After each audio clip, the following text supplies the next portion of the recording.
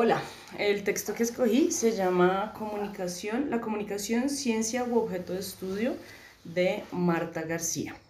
Entonces, en este texto se realiza una serie de reflexiones partiendo de que la comunicación ha sido vista tradicionalmente como un campo del saber y de estudio que abarca múltiples disciplinas. Por eso, al tener tantos enfoques, la comunicación no ha podido ser clasificada como una ciencia. Pues para poder ser clasificada como una ciencia de la comunicación necesita encontrar su propia voz, su propio campo de reflexión en sus propios términos explicativos, sin tener que recurrir a otras ciencias externas como la psicología, la antropología y la sociología.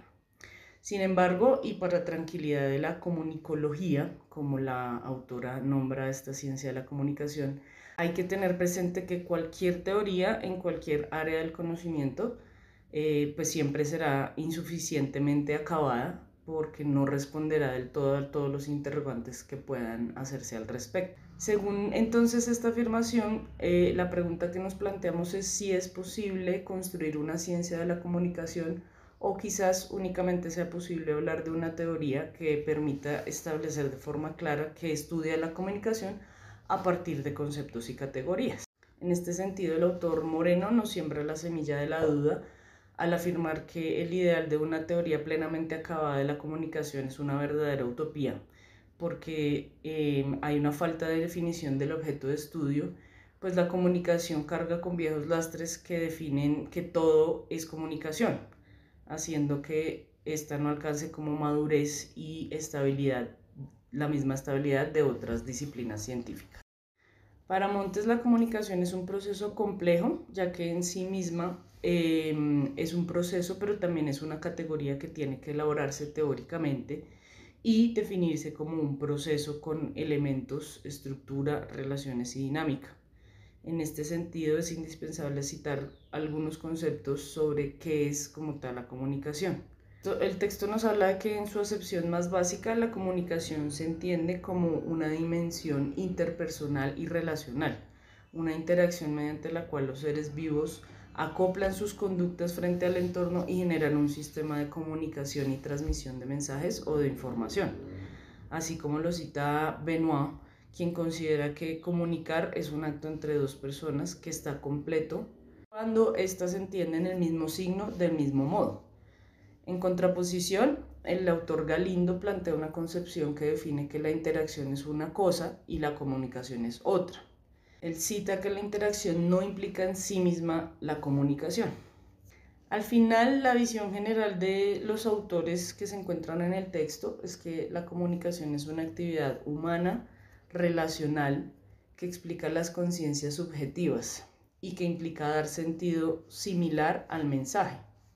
Entonces aquí nos preguntamos nuevamente cuáles son los objetos de estudio de la ciencia de la comunicación.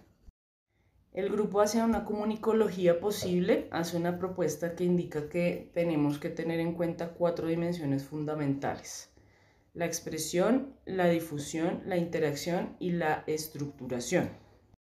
Siendo la expresión y la difusión las categorías más ampliamente estudiadas y la interacción y la estructuración son objetos de estudio que no han sido tan elaborados.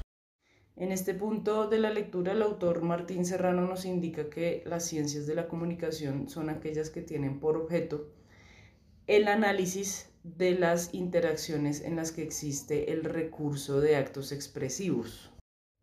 colocando así a las ciencias de la comunicación como parte de las ciencias humanas, pues el objeto del estudio de la interacción es entre seres humanos. Así que se puede hablar de la comunicología como una ciencia general de las interacciones. Aquí me llama mucho la atención la definición que elabora Schutz, para quien la comunicación no es solo un sistema semántico que implica compartir un flujo de experiencias del otro y vivir a través de un presente común,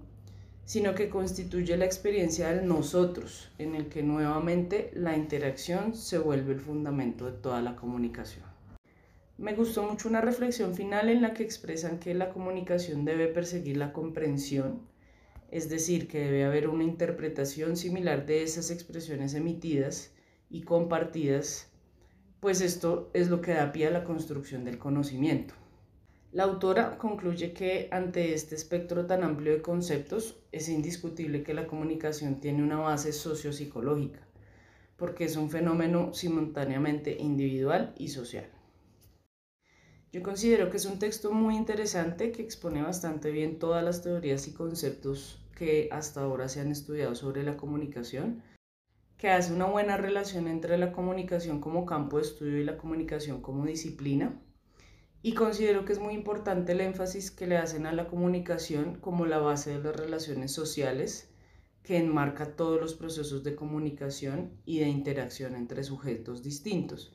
que establecen vínculos